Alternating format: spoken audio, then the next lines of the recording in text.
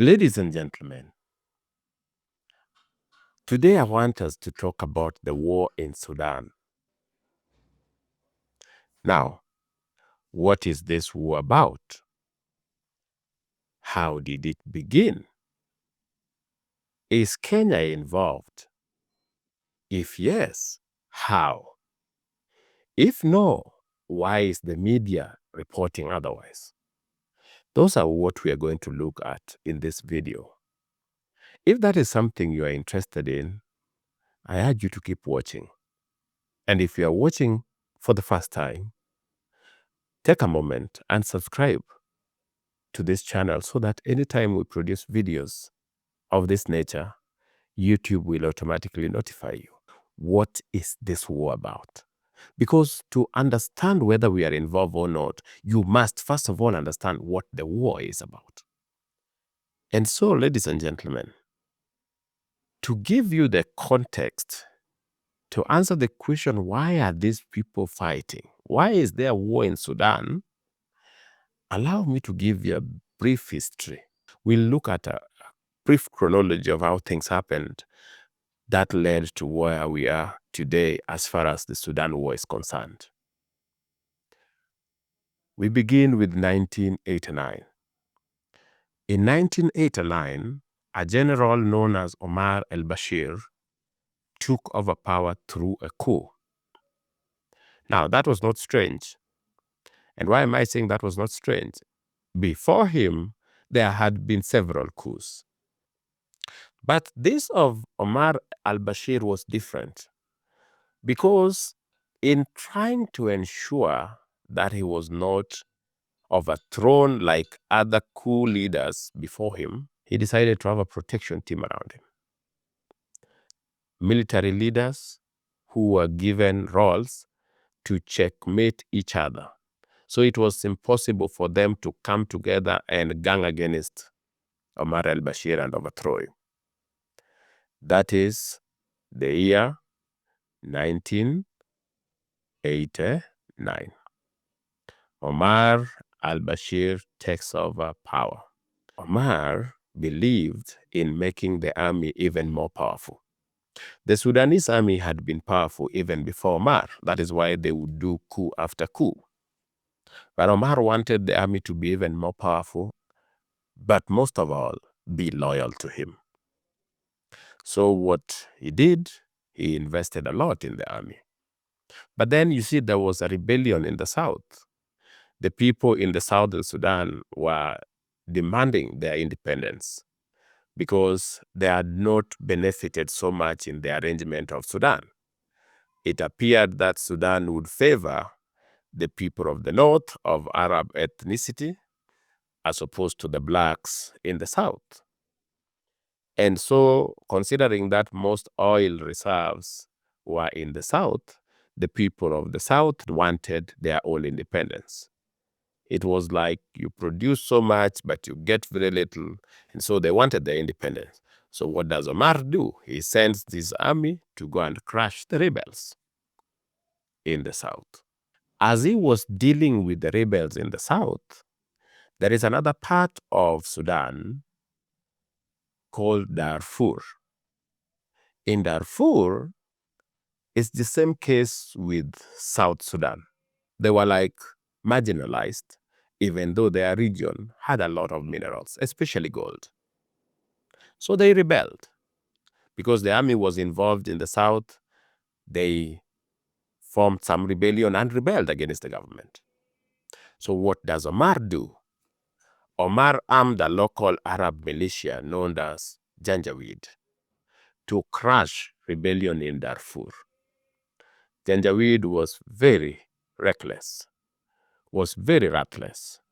They displaced many people, destroyed villages in an attempt to ensure there was no rebellion from the Darfuri. Well, another important day, that was around 2003. So 1989, Omar takes over power. He sends his troop down to fight rebellion that had been going on in the south. But in 2003, there is another rebellion also in Darfur.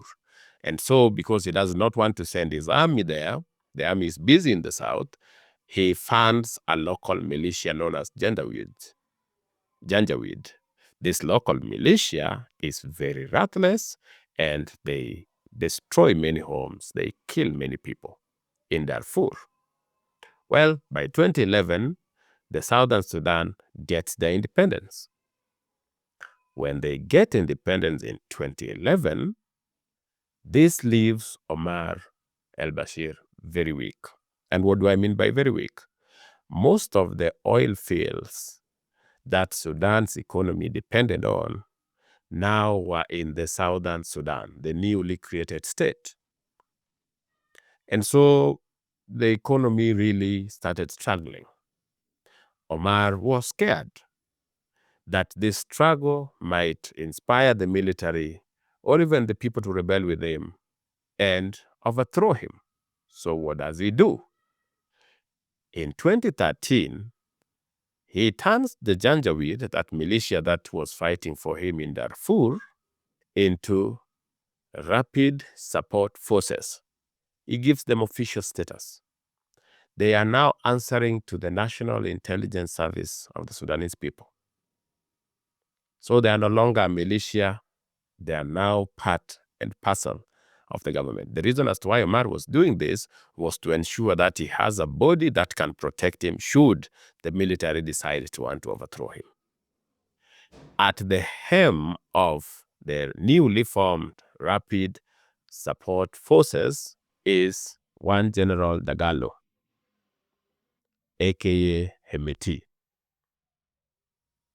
So he has a paramilitary under Hemeti answering to the National Intelligence Service, but he also has the Sudanese armed forces, of course, answering to him. By 2017, Omar does something. He removes the RSF under the command of National Intelligence Service and puts them directly under him.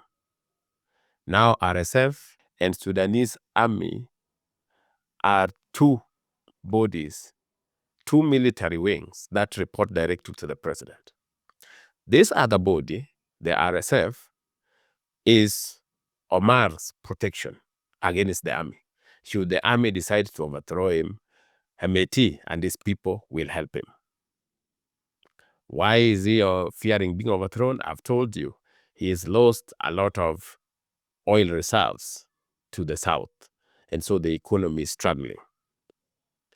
So that by 2017, he thinks the best thing to do is to put Hemeti in charge of his own protection. And Hemeti also has an army that is wealthy and well prepared because they were in Darfur, which has a lot of gold, which has a lot of mineral, and Omar did not interfere with Hemeti and his forces. So they became very rich. On the other hand, the Sudanese army is also very stable because I told you Omar was spending a lot of money to appease the army, make them loyal.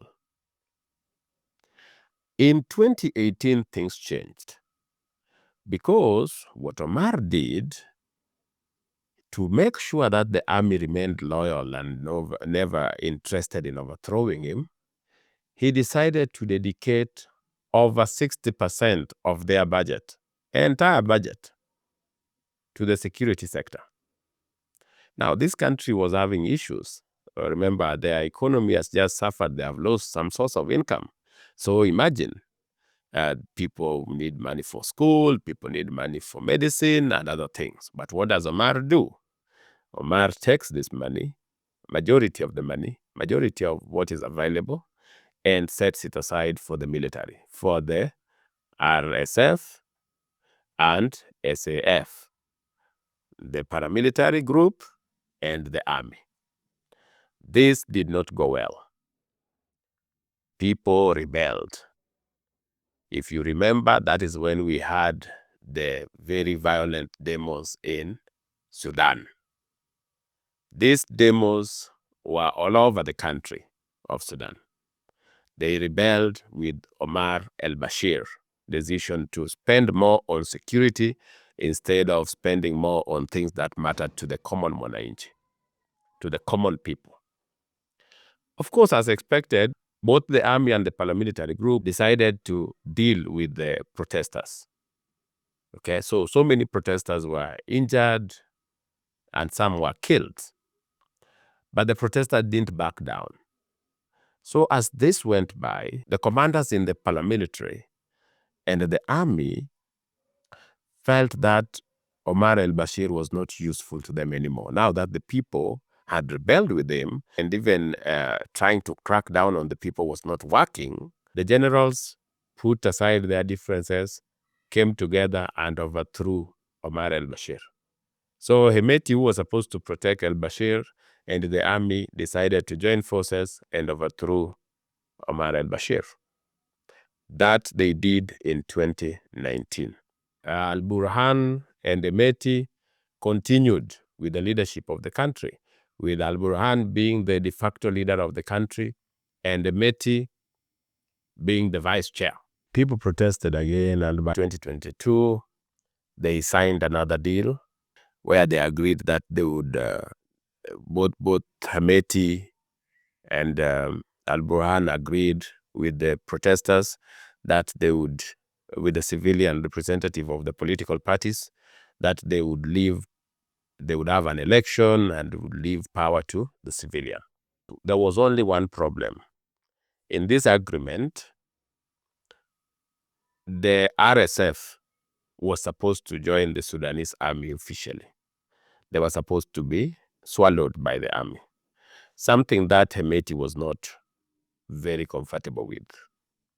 So according to Al-Burhan, RSF was supposed to join the Sudanese armed forces in 2 years. Hemeti was proposing that they do that in 10 years. And so that difference is what in 2023 April caused war. Military forces started firing at each other in Khartoum. Hemeti and his team were now fighting with Al-Burhan and his team.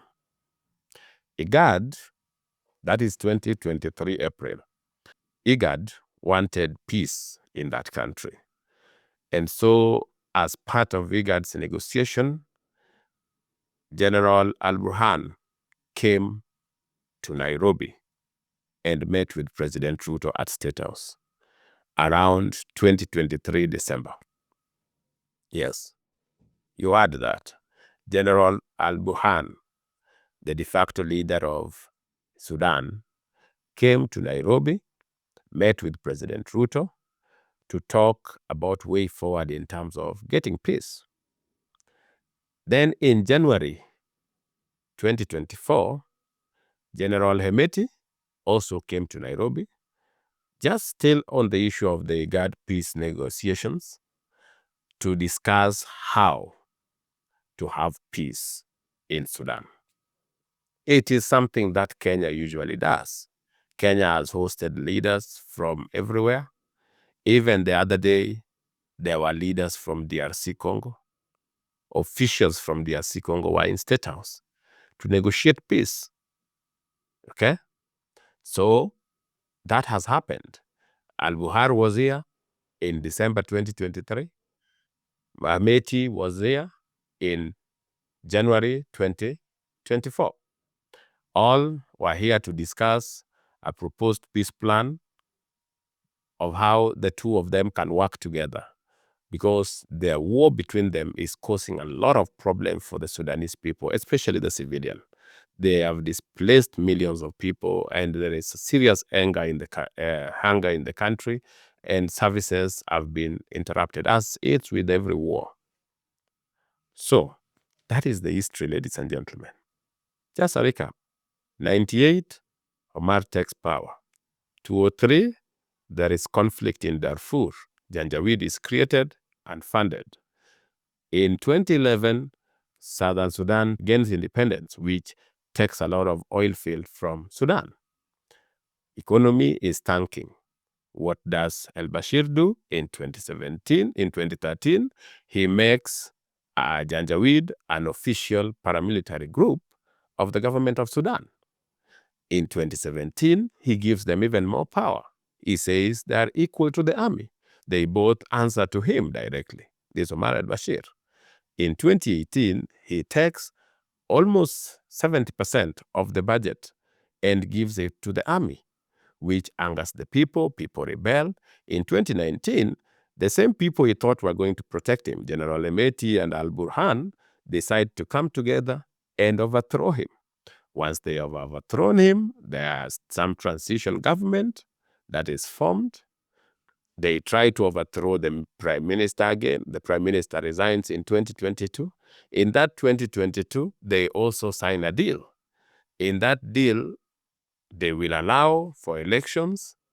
Okay, these two generals, Emeti and al-Burhan, they will allow for elections and allow civilians to take over government.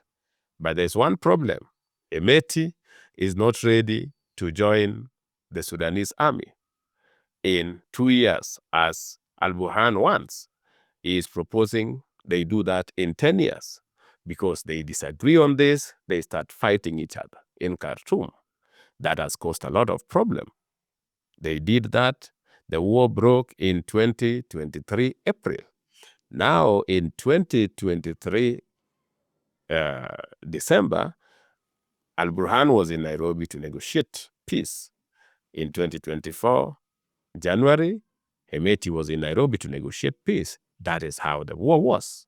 That is the history of that war. That is Kenya's involvement. So what about the recent visit? It was just the way we have had people from Somalia meeting here to organize themselves. We've had people from Uganda meeting here to organize themselves. We've had people from Tanzania. We've had the Garang and his team who are here most of the time in Kenya. Yes.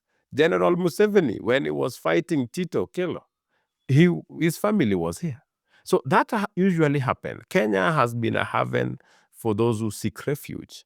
And so when they come here and they use one of our facilities to announce that they are negotiating for peace. In fact, it was not about announcing a counter government. And you can go and check the entire video. These people did not do this thing in a closed door. It was covered. They were there saying they will work together. And remember, there in that meeting was not RSF only. There was also the Sudanese Liberation Army, which is one of the rebels in Darfur that were fighting with Janjaweed. So it's like the opposition in that country, they are coming together and they are saying, we are organizing ourselves so that when we go to the negotiation table, we can do 1, 2, 3.